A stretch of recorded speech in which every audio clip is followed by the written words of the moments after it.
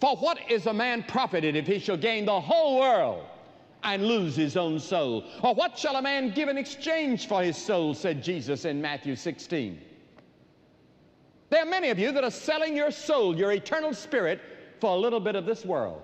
But Jesus said, suppose you got all the oil of the Middle East, all the gold in South Africa, all the diamonds in Holland, all the wealth of the whole world, and you had it all the music, all the culture, all the philosophy, all the psychology of the world, you had it all and lost your soul, it wouldn't be worth it.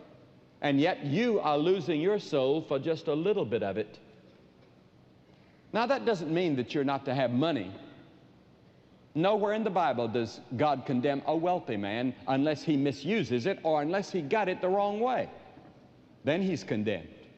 But the Bible says, know ye not that friendship with the world is enmity with God? Whosoever therefore will be a friend of the world is the enemy of God. Now what does that word world mean? It's cosmos. It means a world system dominated by evil. That evil part of the world system in which we live. Friendship with that means enmity with God. And God says, come out from among them and be ye separate, saith the Lord, and touch not the unclean thing. Worldliness in the New Testament meant the relationship that people had with their social environment. We're to be separated from the evils of the world.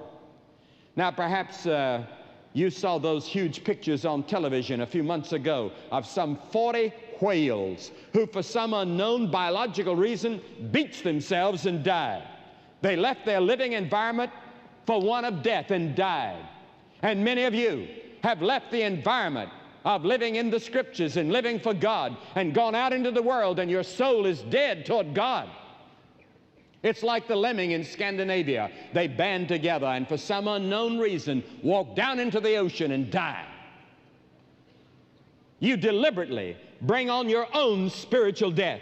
You promote your own eternal death by going with the evils of the world round about you.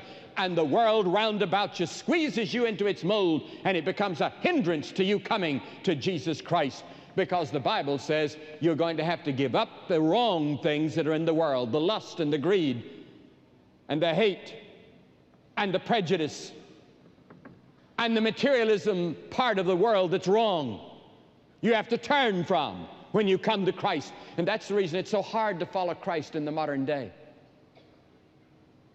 It's not easy to be a Christian. I'm not going to fool you. I would think it's more difficult to be a Christian right now in modern America or modern Western world than any other part of the world. You see, to be a Christian in some parts of the Orient or some parts of the world, you have to really stand for Christ and you have to suffer. But in a country where there's no suffering and no physical persecution, it's rather easy just to slide along, really not knowing Christ, calling yourself a Christian, but not really being a Christian.